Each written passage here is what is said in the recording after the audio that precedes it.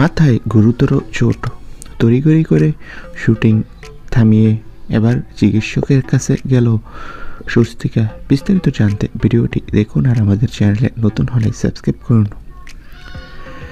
অনুরাগের ছোঁয়া ধারাবাহিকের দীপা গুরুতর অসুস্থ। স্বস্তিকা জানান যে বৃহস্পতিবার মেদিনীপুরে একটি মঞ্চানুষ্ঠানে গিয়ে মাথায় চোট পান। প্রাথমিকভাবে বিষয়টা গুরুত্ব দেননি, কিন্তু শুক্রবার সকাল থেকে ব্যথা বাড়তে থাকে।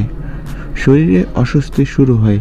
ওই অবস্থাতেই শুটিংয়ে আসেন, কারণ একজন পেশাদার অভিনেত্রীর কাছে শো মাস্ট গো অন।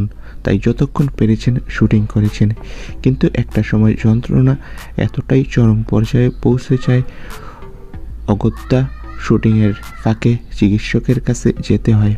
প্রাথমিক চিকিৎসার পর ডক্টর জানিয়েছে তাকে 2 দিনের রেস্টে থাকতে হবে। এখন পরিস্থিতি স্থিতিশীল। অভিনেত্রী 2 দিন পর আবারও শুটিং করবেন। অভিনেত্রী জানিয়েছেন যে মেদিনীপুরের শোতে তিনি মাথায় চোট পান। প্রথমে ভেবেছিল চোটটা অতটা গুরুতর নয়, তবে এখন মেডিসিন নিয়ে আগের চেয়ে কিছুটা ভালো রয়েছে। তো বন্ধুরা, তোমাদের কার কার দীপার অভিনয় ভালো লাগে কমেন্ট করে জানাও আর আমাদের চ্যানেলটি সাবস্ক্রাইব করে রাখো।